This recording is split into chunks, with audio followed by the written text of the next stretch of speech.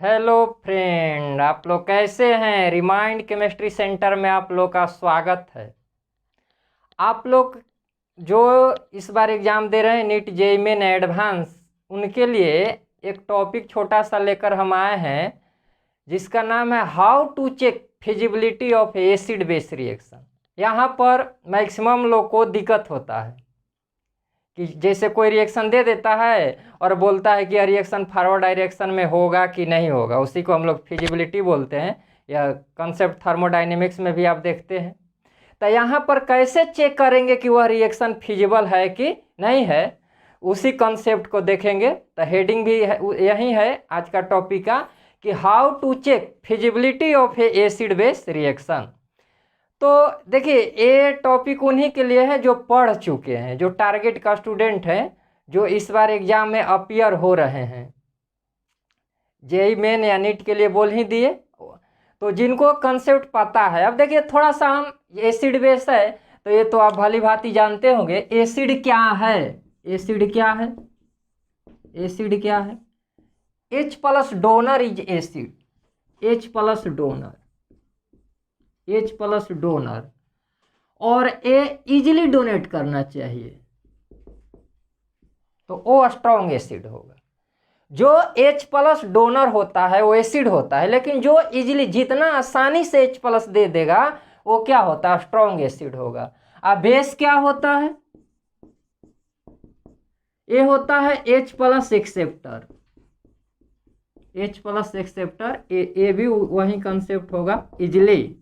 देखिए, आप भी जानते हैं एसिड बेस का बहुत सारा कंसेप्ट होता है, लेकिन ये जो ऑर्गेनिक से हम लोग कंसेप्ट ऑर्गेनिक में देख रहे हैं, तो जो यूज हो रहा है वही हम बता रहे हैं कि H प्लस आसानी से जो डोनेट कर सके, डोनर हो, वो एसिड होगा। और H प्लस जो आसानी से एक्सेप्ट करे वो क्या कहलाएगा? बेस कहलाएगा। तो यहाँ पर एसिड बेस का हल्का सा जानकारी हो गया। और ये भी है कि स्ट्रॉन्ग एसिड होगा तो उसका आप जानते हैं कि अगर कोई एसिड है, थोड़ा सा देख लीजिए, जैसे एसिड है HA, तो अगर ये डोनेट कैसे होगा? डिसोसिएट H प्लस और A माइनस। एसिड है, दिस इज एसिड। तो H प्लस यदि उससे रिमूव कर दिया जाए तो जो ये पार्ट बचता है इसको आप क्या बोलते हैं? Conjugate base. आप लोग को पता होना चाहिए और पता ही होगा कॉन्जुगेट बेस। जो लोग टारगेट का है पढ़ चुके हैं, कॉन्जुगेट बेस है। एसिड से H प्लस रिमूव करने के बाद जो बच जाता है उसी को बोलते हैं कॉन्जुगेट बेस। Conjugate base. आप जानते हैं कि more stable the conjugate base और स्ट्रॉन्गर विल बी एसिड। जिस एसिड का कॉन्जुगेट बेस जितना ज़्यादा स्टेबल होता है वह एसिड उतना स्ट्रॉन्ग होता है। देखिए, यह अगर इस रिएक्शन को देखा जाए तो HA का डिसोसिएशन और H प्लस और A माइनस, मतलब यह एसिड अपना H प्लस किसी को डोनेट किया। तो अगर वह H प्लस अपना किसी को डोनेट किया, तो आप मान लीजिए किसी को 10 रुपया डोनेट कर दिए। कोई किसी को जरूरत है 10 रुपया की, आप उसको 10 रुपया डोनेट कर दिए। आप 10 रुपया डोनेट कर दिए और उसके बाद आपको पता चला कि आप हो गए अनस्टेबल। आपको तो उस 10 रुपया का रिक्वायरमेंट था, वह 10 रुपया डोनेट करने से आपका जो है प्रक्रिया में बदलाव आ गया, आप डिस्टर्ब हो गए, अनबैलेंस हो गए। तब तो आपका ये इच्छा होगा कि फिर से वह 10 रुपया मेरे पास आ जाए, यानी आप 10 रुपया आसानी से डोनेट नहीं करना चाह रहे हैं। तो वहीं एसिड का, अगर एसिड H प्लस दे रहा है तो बच क्या रहा? लेफ्ट क्या हो रहा है? A minus. अगर यह A माइनस ज़्यादा स्टेबल है तब तो H प्लस डोनेट करने से इसको कोई डिफिकल्टी नहीं है, यानी यह आसानी से H प्लस डोनेट करेगा। यानी अगर यह स्टेबल होगा तो एसिड H प्लस आसानी से डोनेट करेगा।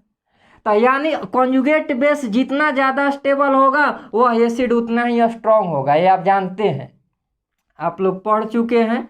तो इसलिए ये जितना ज़्यादा स्टेबल होना चाहिए। उसी तरह बेस का क्या प्रक्रिया आप जानते हैं? कोई बेस है, कोई भी बेस है, मान लिया जाए बेस है, तो बेस है तो वो H प्लस एक्सेप्ट करेगा, H प्लस एक्सेप्ट करेगा। तो बेस H प्लस एक्सेप्ट करेगा तो उसका भी जो कॉन्जुगेट एसिड बनेगा, यहाँ क्या बनेगा? कॉन्जुगेट एसिड, कॉन्जुगेट एसिड बनेगा। तो ए कॉन्जुगेट एसिड भी स्टेबल होना चाहिए।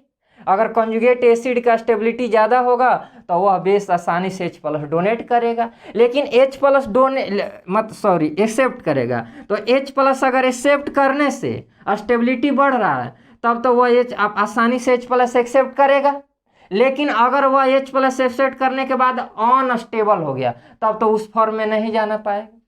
तो एसिड बेस का स्ट्रेंथ चेक करने का ऑर्गेनिक में एक क्राइटेरिया है, आप लोग को मालूम होगा क्योंकि शुरू में ही बोल दिए हैं कि ये वैसे लोग के हैं जो लोग पढ़ चुके हैं। तो इस पर बहुत सारा GOC में हम लोग पढ़ते हैं तो बहुत सारा कॉन्सेप्ट होता है, तो बस थोड़ा सा हम इसका रिव्यू दिए हैं आपको कि एसिड का स्टेबिलिटी स्ट्रोंगर इफेक्ट चेक करना है कि वह एसिड स्ट्रॉन्ग है कि वीक है, तो उसका कॉन्जुगेट बेस बना लेते हैं। जो जिसका कॉन्जुगेट बेस जितना ज़्यादा स्टेबल होता है वह एसिड उतना स्ट्रांग होता है। उसी तरह बेस के भी केस में वही क्राइटेरिया अप्लाई किया जाता है। तो ये एसिड बेस का हल्का सा आपको थोड़ा सा हम रिव्यू दिए हैं। अब आगे बढ़ते हैं।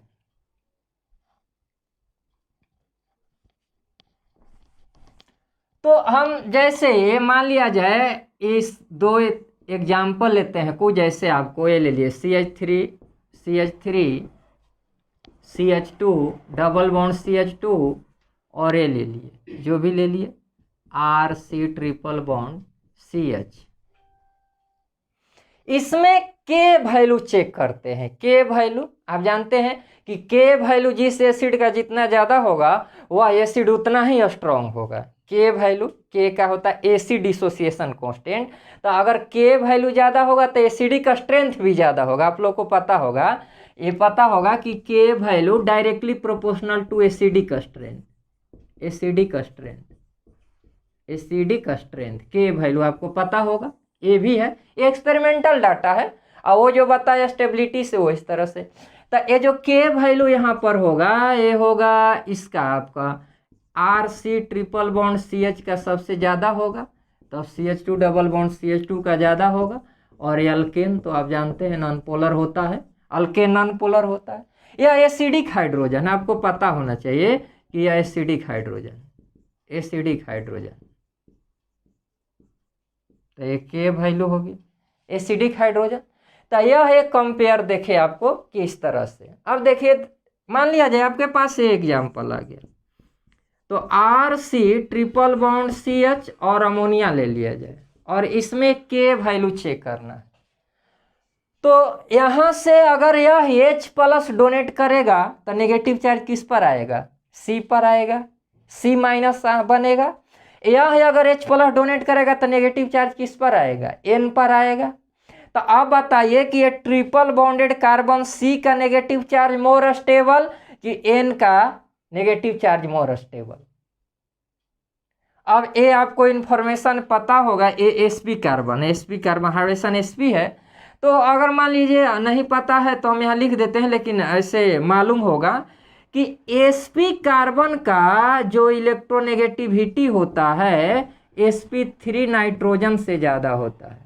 ये इलेक्ट्रोनेगेटिविटी का ऑर्डर है, ऑर्डर ऑफ ईएन, शॉर्ट में लिख दे रहे हैं, आप लोग पढ़े होंगे। ऑर्डर ऑफ ईएन का sp कार्बन का इलेक्ट्रोनेगेटिविटी जो होता है sp3 नाइट्रोजन से ज़्यादा होता है। यही एक रिजल्ट होता है, ध्यान रखिएगा। और कोई भी लीजिएगा तो नाइट्रोजन का ही ज़्यादा होगा कार्बन से। एक ही ऐसा केस होगा कि sp कार्बन का इलेक्ट्रोनेगेटिविटी sp3 नाइट्रोजन से ज़्यादा होगा। ये नाइट्रोजन का इलेक्ट्रोनेगेटिविटी वैल्यू आपको पता है अराउंड 3 के होता है और इसका अराउंड 3.25 होता है। यानी K वैल्यू किसका हो गया? टर्मिनल अल्काइन का हो गया। ये K वैल्यू कंपेयर करें, सबका K वैल्यू है तो एक K वैल्यू आपका इस तरह से हो। तो यहाँ से देख रहे हैं कि a terminal alkyne is more acidic than ammonia, और इसका रीजन भी दे दिए कि इलेक्ट्रोनेगेटिविटी जो sp कार्बन का होता है वो सबसे ज़्यादा किसका होता है? इससे ज़्यादा होता है sp3 नाइट्रोजन से। या ये किसमें ध्यान रखा जाता है, ये याद रखने वाली बात है। और आप जानते हैं कि इलेक्ट्रोनेगेटिविटी जिस एटम का जितना ज़्यादा होगा उस पर नेगेटिव चार्ज उतना ही क्या होता है? ज़्यादा स्टेबल होता है। ये रूल आप लोग पढ़ते हैं ना, पढ़े होंगे कि negative charge is more stable on more electronegative atom, आपको पता ही होगा कि नेगेटिव चार्ज उस एटम पर ज़्यादा स्टेबल होगा जिसका इलेक्ट्रोनेगेटिविटी ज़्यादा हो, यदि वह एटम सेम पीरियड का हो तो। ये भी आपको पता होना चाहिए। सेम पीरियड में इलेक्ट्रोनेगेटिविटी का कॉन्सेप्ट लगाया जाता है। इसका बहुत सारा कॉन्सेप्ट है, अभी जानते हैं, ग्रुप वेरिएशन होगा तो वहाँ अलग कॉन्सेप्ट साइज का देखेंगे। तो ये सेम पीरियड का है, कार्बन और नाइट्रोजन, तो इसका इलेक्ट्रोनेगेटिविटी ज़्यादा है और इसका कम है, तो ये ज़्यादा हो गया। अब ठीक है, आगे बढ़ते हैं। अब मान लिया जाए हम लोग को ये आ जाए, यहाँ पर एक कंपेयर और लेते हैं। लास्ट में एक हम यहाँ से आपको सीरीज बनाएंगे, एक लास्ट में सीरीज बनाएंगे जिसका बहुत यूज होगा। तो अब मान लीजिए हमारे पास ये आ गया कि ये गया वाटर ले लिए आप और ले लिए आर टर्मिनल अल्काइन। इसमें कोई के वैल्यू पूछ दिया, एसिडिक स्ट्रेंथ किसका ज़्यादा है बताइए। तो वाटर H प्लस देगा तो H माइनस, O पर माइनस आएगा और यहाँ किस पर आएगा, कार्बन पर। O का इलेक्ट्रोनेगेटिविटी इस sp कार्बन से क्या होगा, ज़्यादा होगा, यानी के वैल्यू इसका ज़्यादा होगा। के वैल्यू का ऑर्डर है water is more acidic than ये टर्मिनल अल्काइन। देख रहे हैं यहाँ से रिजल्ट देखिए, टर्मिनल अल्काइन अमोनिया से ज़्यादा है, वाटर इससे ज़्यादा है। तो देख रहे हैं ना, अगर सीरीज बनाएंगे तो वाटर इससे ज़्यादा होगा और इससे ज़्यादा होगा, ये सीरीज बनते जा रहा है। और लास्ट में इसका हम लोग एक ऑर्डर लिख लेंगे जो कि बहुत काम का है। तो यहाँ तक अभी हम लोग पहुँचे हैं, अब आगे मिटाते हैं।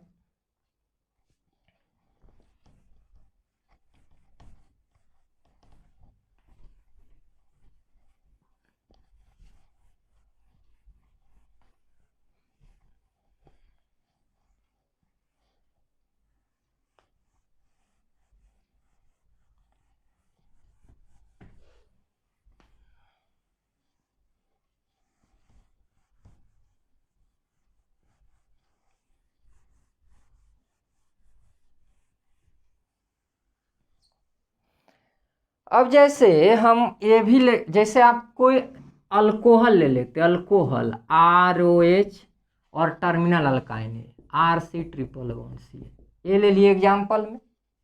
फिर वही बात, AH प्लस देगा तो O पर माइनस आएगा। देखिए ये सब बस हम समझा रहे हैं, कुछ लिख नहीं रहे, क्योंकि मान लीजिए आप लोग पढ़े होंगे। H प्लस डोनेट करेगा तो O पर माइनस आएगा, H प्लस कर रहा है तो कार्बन पर माइनस, O का माइनस ज़्यादा स्टेबल, तो के वैल्यू इसका ज़्यादा होगा। के वैल्यू का ये ऑर्डर, के वैल्यू। अब अगर ले लें वाटर और अल्कोहल में, वाटर और अल्कोहल में, तो इसका क्या लगेगा, प्लस आई, प्लस आई लगेगा। तो O पर माइनस यहाँ भी आएगा, O पर माइनस यहाँ भी आएगा। समझ में आ रहा है, दोनों जगह जो नेगेटिव चार्ज का जो साइट है सेम है, साइट मतलब सेम एटम पर नेगेटिव चार्ज डेवलप होने वाला है। After donation of H plus negative charge develop on same atom. तो कुछ एक्स्ट्रा फैक्टर देखते हैं, तो इसमें एक्स्ट्रा फैक्टर क्या है, R है। R का क्या लगता है, प्लस आई, आपको पता होना चाहिए R का क्या लगता है, प्लस आई। तो प्लस आई लगाएगा तो O पर जो माइनस डेवलप होगा उसको क्या करेगा, अनस्टेबल करेगा। सही समझ रहे, O नेगेटिव चार्ज को acceptor electron withdrawing group stable करता है। तो R का तो प्लस लगेगा I, तो इस पर नेगेटिव जो डेवलप होगा उसको क्या करेगा, अनस्टेबल। तो इस तरह से इसका के वैल्यू ज़्यादा होगा, ये जो के वैल्यू। लेकिन एक एक्सेप्शन भी याद रखना है, क्या याद रखना है, कि methyl alcohol is more acidic than water. तो generally water is more acidic than alcohol, ये तो आपका जनरल रूल हो गया, with exception methyl alcohol. Methyl alcohol water से क्या होता है, ज़्यादा एसिडिक होता है। उसका पी मतलब के वैल्यू निकाला गया है, तो उस ऑर्डर एक्सपेरिमेंटल ऑर्डर है। तो यहाँ से ये हो गया, देख रहे हैं ना, वाटर इस तरह से। तो वाटर ज़्यादा एसिडिक हो गया अल्कोहल से, अल्कोहल ज़्यादा एसिडिक है टर्मिनल अल्काइन से, तो ये चेन बनते जा रहा है। फिर कुछ एग्जाम्पल और आगे देखते हैं चेन।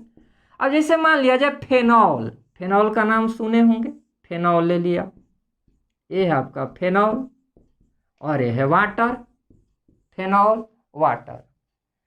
तो H प्लस डोनेट करेगा तो ये क्या बनता, OH minus, H plus donate करेगा तो क्या बनेगा OH माइनस। ये अगर H प्लस डोनेट करता तो क्या बनता OH माइनस। ये अगर H प्लस डोनेट करता तो क्या बनेगा, देखिए O पर माइनस। अब जा रहे हैं रेजोनेंस स्टेबलाइज है, ये क्या कहाँ जाएगा रेजोनेंस स्टेबलाइज, रेजोनेंस स्टेबलाइज। तो यानी नेगेटिव चार्ज O पर तो साइड सेम है, लेकिन रेजोनेंस के चलते इसको और स्टेबल मिल रहा है, मतलब ये ज्यादा इसका Ka वैल्यू हो, यानी phenol is more acidic than water. तो देख रहे हैं phenol is more acidic than water, water is more acidic than alcohol, alcohol is more acidic than terminal alkyne, और terminal alkyne is more acidic than ammonia. यहाँ तक हम लोग series बना चुके हैं, धीरे धीरे आगे बढ़ रहे हैं, देख रहे हैं ना इस तरह से। अब आगे आते हैं, अब देखिए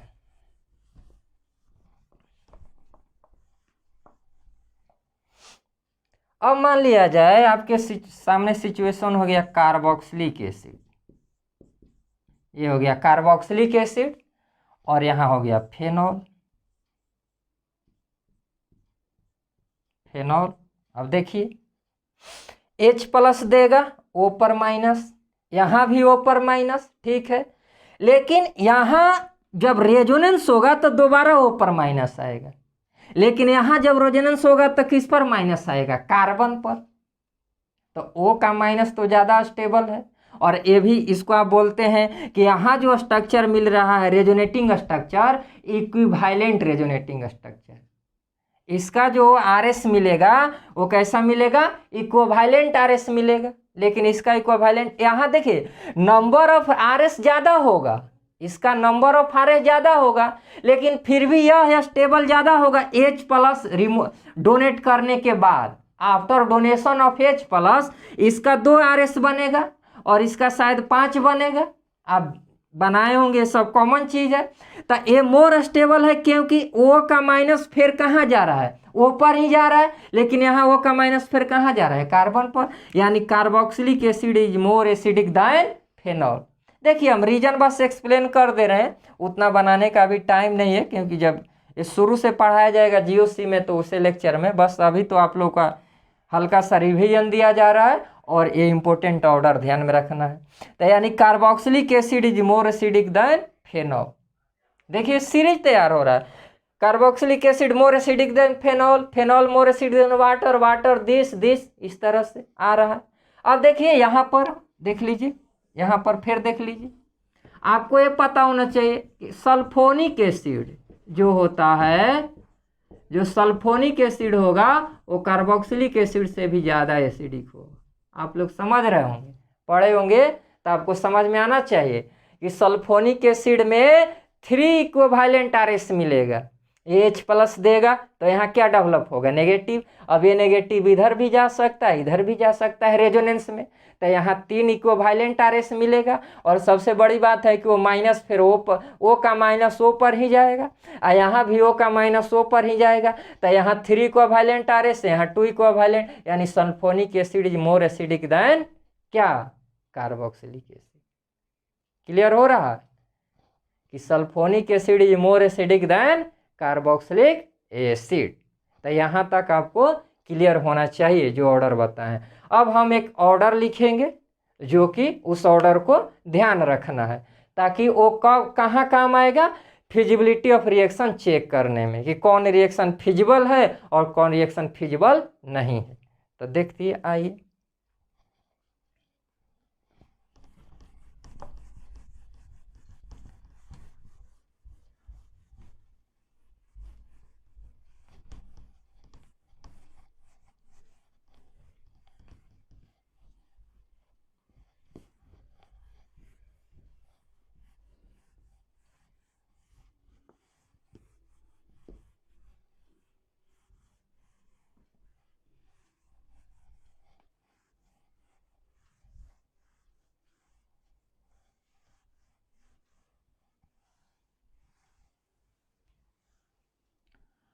तो देखिए हम लोग अब एक ऑर्डर लिख रहे हैं,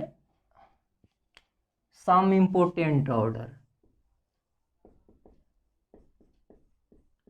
some important order of acidic strength.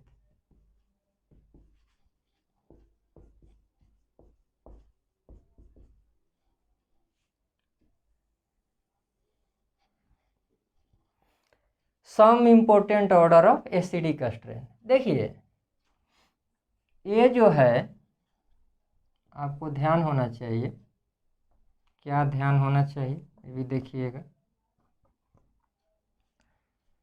तो इसमें एक स्क्वायरिक एसिड होगा, शायद आप लोग नाम सुने होंगे, स्क्वायरिक एसिड का नाम सुने होंगे।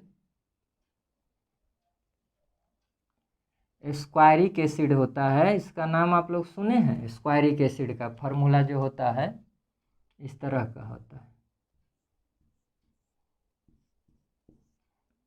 दिस, ये है स्क्वायरिक एसिड। ये बहुत स्ट्रॉन्ग एसिड है, स्ट्रॉन्गेस्ट एसिड होता है, ऑर्गेनिक एसिड।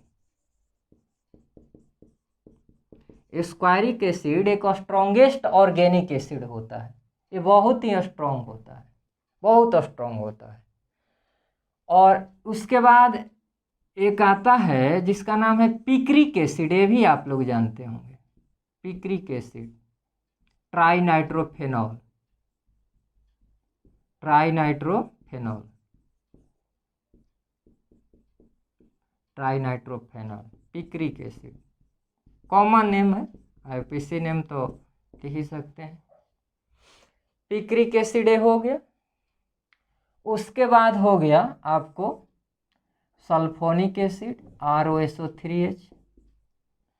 उसके बाद हो गया क्या, carboxylic acid, RCOOH, carboxylic acid हो गया। अभी जो सीरीज बनाए थे अब उसी को लिख रहे हैं। कार्बोक्सिलिक एसिड के बाद एक आता है कार्बोनिक एसिड, इनऑर्गेनिक एसिड है।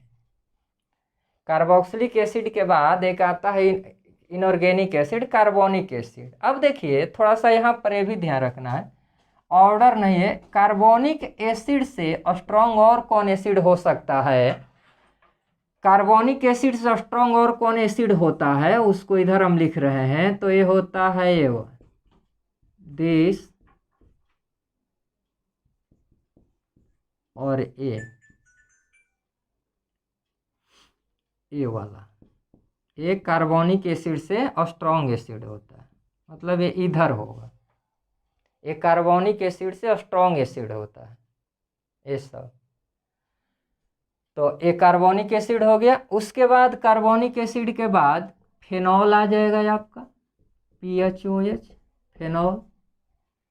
फेनॉल के बाद देखिए अब ऑर्डर तो इस तरह से है। फेनॉल के बाद वाटर आएगा, वाटर। वाटर के बाद क्या आया था आपको, अल्कोहल बताइए किए। और अल्कोहल के बाद अल्कोहल किससे ज़्यादा स्टेबल था, टर्मिनल अल्काइन से ज़्यादा एसिडिक स्ट्रेंथ था, और ये अमोनिया था। तो ये थोड़ा इम्पोर्टेंट ऑर्डर है, ये बहुत इम्पोर्टेंट ऑर्डर है, ध्यान रखना है।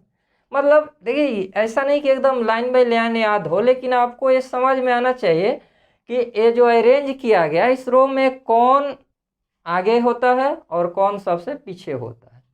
ये स्क्वायरिक एसिड एक स्ट्रॉन्ग एसिड होता है, ये पिक्रिक एसिड है, ये भी स्ट्रॉन्ग एसिड होता है, सल्फोनिक एसिड होता है। और स्ट्रॉन्ग एसिड में कुछ इनऑर्गेनिक एसिड भी आप ले सकते हैं। जैसे अब इसमें कंपेयर अभी हम नहीं कर रहे हैं, पी के वैल्यू पर निर्भर करेगा। जैसे मान लिया जाए HClO4 हो गया, सब स्ट्रॉन्ग एसिड है, HBr हो गया, HI हो गया, जो भी हो गया, H2SO4 हो गया, HNO3 हो गया। आप समझ रहे हैं, ये सब तो बहुत स्ट्रॉन्ग एसिड है। आप जानते हैं कि इनऑर्गेनिक एसिड बहुत स्ट्रॉन्ग होता है, ये सब स्ट्रॉन्ग इनऑर्गेनिक एसिड है। तो ये इससे इधर ही आने वाला है, ये इसके कैटेगरी में आने वाला है, ये सब इधर है। तो इससे ज़्यादा बार बार सवाल आता है इसको कंपेयर करके कार्बोनिक एसिड से। तो ये ध्यान रखना है कि कार्बोनिक एसिड से इधर कौन है और कार्बोनिक एसिड से इधर कौन। ये यहाँ जो है तो कार्बोनिक एसिड लेफ्ट में कौन है और कार्बोनिक एसिड के राइट में कौन सा ऑर्डर है, इसको आपको ध्यान रखना होगा। ताकि आपको जो फिजिबिलिटी ऑफ क्वेश्चन आएगा वो आप सोल्व कर सकें। तो इसको ध्यान रखना है इस ऑर्डर को कि कौन सा है, और इसका हर का कारण है आप समझ रहे हैं। इसका जब जीओसी आप पढ़ते होंगे तो आप जानते होंगे कि इसका जो आरएस आएगा वो इक्विवेलेंट आरएस आएगा, प्लस एरोमेटिक भी है, प्लस एरोमेटिक भी है। यहाँ भी वही कारण है इस सब का। तो यहाँ तक तो हम एक्सप्लेन कर दिए आपको, सीरीज में पूरा रीजन के साथ एक्सप्लेन कर दिए हैं। रीजन भले लिखे नहीं है, लेकिन अब यहाँ तो ये वीडियो हम बस इसलिए बना रहे हैं कि आपका क्वेश्चन का कुछ रिवीजन हो जाए, इस तरह का क्वेश्चन छूटे नहीं। तो नहीं तो हम लोग जब स्टार्ट करेंगे टॉपिक जीओसी तो वहाँ तो बहुत डिटेल से पढ़ाएंगे, लेकिन यहाँ बस रिवाइज कर दिए हैं। और आपको ऑर्डर ध्यान में रखना है ताकि आपको फिजिबिलिटी ऑफ रिएक्शन का क्वेश्चन नहीं छूटे। पानी देखें थोड़ा।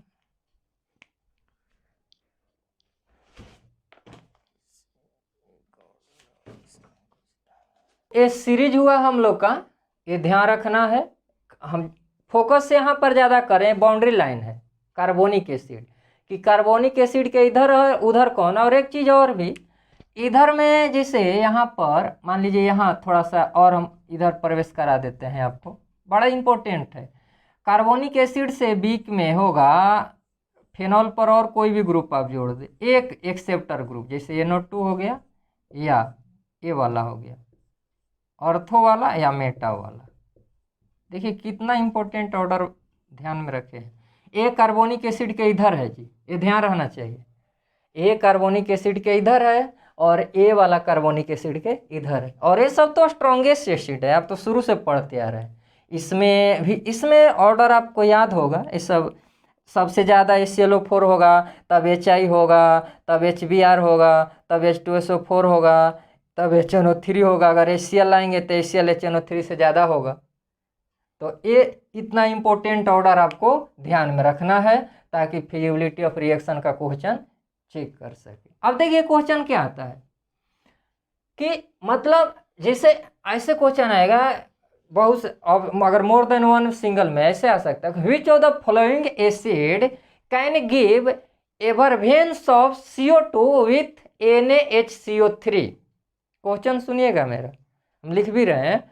विच of the following acid can give effervescence of CO2 विथ NaHCO3, यानी इसमें से कौन सा पूछेगा कि कौन सा एसिड है जो सोडियम बाइकार्बोनेट से रिएक्ट करके CO2 का एवरवेंस, क्या मतलब वही CO2 प्रोड्यूस करना गैस के रूप में, कौन सा करेगा। तो जो H2CO3 से स्ट्रॉन्गर एसिड होगा वो CO2 का एवरवेंस देगा NaH के CO3। यानी उसका अलग लैंग्वेज क्या हुआ कि जो H2SO3 से स्ट्रॉन्गर एसिड होगा वो सोडियम बाइकार्बोनेट से रिएक्शन करेगा तो वह फिजिबल होगा, यानी फॉरवर्ड डायरेक्शन में प्रोसीड करेगा। यही तो हुआ इसका मीनिंग कि अगर कोई एसिड है जो NaHCO3 से रिएक्ट करके अगर CO2 प्रोड्यूस कर रहा है, मतलब क्या कि वह एसिड स्ट्रॉन्ग एसिड से किधर जा रहा है, वीक एसिड की तरफ। यही तो फिजिबिलिटी होता है। तो हम आ रहे हैं उस क्वेश्चन पर, तो इसको पहले बोर्ड को हम मिटाते हैं, चाहे यहाँ पर देखिए अभी मिटा नहीं रहे। तो देखिए फिजिबिलिटी ऑफ रिएक्शन के लिए क्या होना चाहिए कि stronger acid plus stronger base react करके देगा weak acid plus weak base. यही है फिजिबिलिटी, यही रिएक्शन फिजिबल है। Strong acid plus strong base यदि रिएक्ट करके weak acid plus weak base दे रहा है, वैसे रिएक्शन को बोलते हैं फिजिबल। इसका अगर अपोजिट ले तो होगा नॉन फिजिबल, यानी weak acid weak base react करके और स्ट्रॉन्ग एसिड और स्ट्रॉन्ग बेस नहीं रिएक्ट करता। तो ये है फिजिबल रिएक्शन। इसी को क्या बोलेंगे, फिजिबल रिएक्शन। फिजिबल रिएक्शन यही तो आपका है फिजिबल रिएक्शन कि strong acid plus strong base react करके क्या बनाया, week acid plus weak base. Clear हो रहा है, एकदम क्लियर होना चाहिए। आग लगा देना है केमिस्ट्री में, जाइए और इस तरह का क्वेश्चन आए तो एकदम उसको धुआं करके आ जाइए, कोई दिक्कत नहीं। केमिस्ट्री आप जानते हैं सबसे स्कोरिंग पेपर होता है और समझने के साथ याद भी रखना जरूरी है। इसलिए रिमेंबर, जो चीज़ याद रखने वाला है उसको याद कर। मेरा तो एक ही फंडा है, समझो लेकिन समझे के साथ उसको रट जाओ, क्योंकि समय बचाना है। समझे हैं ऐसे प्रूव करते हैं, किसी फार्मूला को आप लंबा चौड़ा प्रूव कर सकते हैं, लेकिन मान लीजिए जब काम है आपको फार्मूला याद नहीं है, अब उसको प्रूव कीजिएगा तभी तो समय निकल जाएगा। कितना टाइम मिलता है क्वेश्चन पर, आपको पता ही होना चाहिए। जैसे मान लिया जाए ए रिएक्शन हम लोग पढ़ते हैं, HCl प्लस NaOH रिएक्शन कराते हैं तो क्या बनता है, NaCl प्लस वाटर। लेकिन ए रिएक्शन आप कभी सोचे हैं कि ऐसे क्यों नहीं पढ़ते हैं कि NaCl प्लस वाटर रिएक्ट करके ए बनाता हो। जब भी आप ये सब तो 9-10 से पढ़ते आता है लोग कि HCl प्लस NaOH का रिएक्ट करता है तो NaCl प्लस वाटर बनता है, लेकिन कभी ये नहीं देखिएगा कि NaCl प्लस वाटर रिएक्ट करके देगा। यही फंडा है। यह स्ट्रॉन्ग एसिड है और यह एक स्ट्रॉन्ग बेस है। अब स्ट्रॉन्ग एसिड से क्या बन गया, वीक एसिड बन गया, इसीलिए रिएक्शन फिजिबल है, यानी फॉरवर्ड डायरेक्शन में प्रोसीड करेगा हमेशा। देख रहे हैं ना, HCl सब स्ट्रॉन्ग एसिड है, इसमें HCl भी आ सकता है आपका, HCl इधर ही होगा, वाटर से तो बहुत ज़्यादा स्ट्रॉन्ग है। तो इसलिए यह रिएक्शन फॉरवर्ड डायरेक्शन में क्या होगा, फिजिबल होगा। क्यों फिजिबल होगा, क्योंकि स्ट्रॉन्ग एसिड से क्या मिल रहा है, वीक एसिड। कोई आप एक पहचान ले, जैसे अगर एसिड को ही दिमाग में रखें तो एसिड को ही दिमाग में रखें कि स्ट्रॉन्ग एसिड और उधर का वीक एसिड पहचान ले, चाहे बेस वाला कोई एक कंसेप्ट लगाए तो आंसर आसानी से मिल जाए। तो और आते हम लोग आगे की तरफ।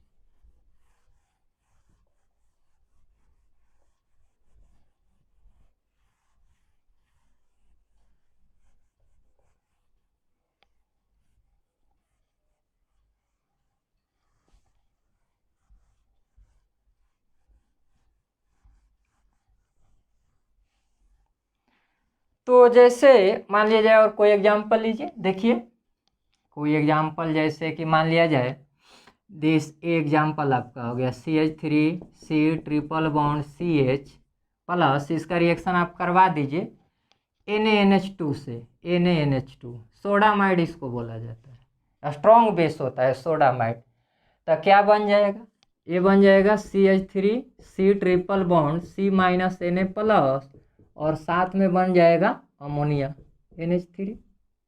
देखिए यह एसिड है तो ए स्ट्रॉन्ग एसिड हुआ, और ये जो अमोनिया हुआ अभी सीरीज में देखे थे, ये क्या हुआ, वीक एसिड हुआ। अभी बताए थे terminal alkyne is more acidic than ammonia, यानी यह रिएक्शन क्या होगा, फिजिबल होगा। दिस रिएक्शन इज का फिजिबल यानी स्पॉन्टेनियस, फिजिबल, फिजिबल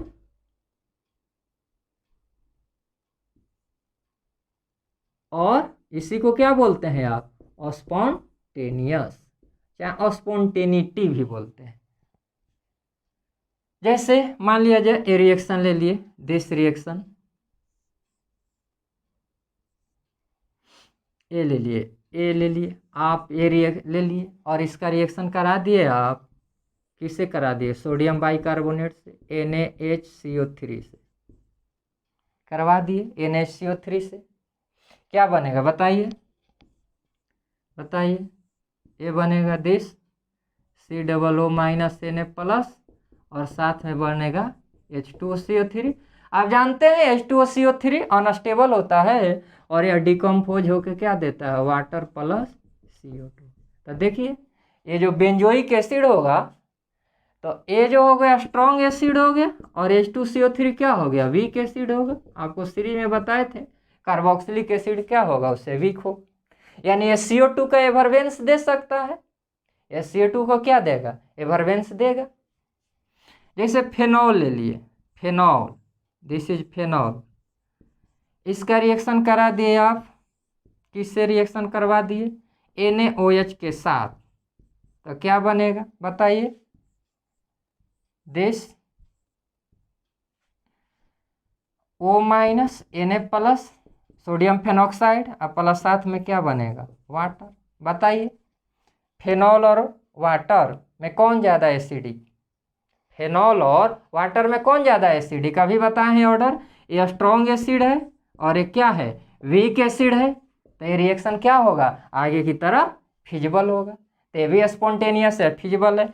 लेकिन इसी फेनॉल क्या यदि रिएक्शन करवा दे NaHCO3 के साथ, तब क्या होगा बताइए, तब ये होगा कि ये प्रोडक्ट बनेगा, this O minus Na plus साथ में बनेगा H2CO3। आपको ऑर्डर में क्या था, ए हुआ वीक, इसके लिए ये वीक हो जाएगा और ये क्या हो जाएगा, स्ट्रॉन्ग, इसके लिए ये स्ट्रॉन्ग एसिड हुआ और एक ऐसा एसिड हुआ वीक एसिड, तो यह रिएक्शन आपका क्या हुआ, पॉसिबल नहीं है, ये नॉन फिजिबल है, नॉन फिजिबल, यह रिएक्शन फिजिबल नहीं है। क्लियर है, तो देख रहे हैं कैसे फिजिबिलिटी चेक करना है, फिजिबल और नॉन फिजिबल कैसे चेक करना है। एसिडिक हाइड्रोजन होना चाहिए, किसी भी बेस से रिएक्ट करवा रहे हैं तो एसिड बेस रिएक्शन कर रहे हैं तो एसिडिक हाइड्रोजन होना चाहिए। तो यहाँ तक ध्यान में होना चाहिए, आपको क्लियर होना चाहिए कैसे फिजिबिलिटी और नॉन फिजिबिलिटी चेक करना है। तो इस वीडियो में हम लोग अब आपको हम बता दिए कैसे फिजिबिलिटी और नॉन फिजिबिलिटी, तो मेरा मेन टॉपिक यही था आज का कि हाउ टू चेक फिजिबिलिटी या spontaneity of acid base reaction. तो उसके लिए बस ध्यान रखना है कि जो आपका रिएक्शन होना चाहिए वो स्ट्रॉन्गर एसिड से वीकर एसिड में जाना चाहिए, चाहे स्ट्रॉन्गर बेस से वीकर बेस में जाना चाहिए। अगर ऐसा किसी रिएक्शन में हो रहा है तो बोलिएगा कि वह रिएक्शन फिजिबल है, चाहे स्पॉन्टेनियस है, चाहे वह रिएक्शन फॉरवर्ड डायरेक्शन में प्रोसीड करेगा। यदि उल्टा डायरेक्शन हो रहा है यानी वीकर से स्ट्रॉन्गर जा रहा है तो बोलिएगा कि वह रिएक्शन नॉन फिजिबल है, यानी वह रिएक्शन फॉरवर्ड डायरेक्शन में प्रोसीड नहीं करेगा। तब तक के लिए आप लोग अपना ध्यान रखिए, सुरक्षित रहिए, माहौल ख़राब चल रहा है तो सोशल डिस्टेंसिंग का पालन कीजिए।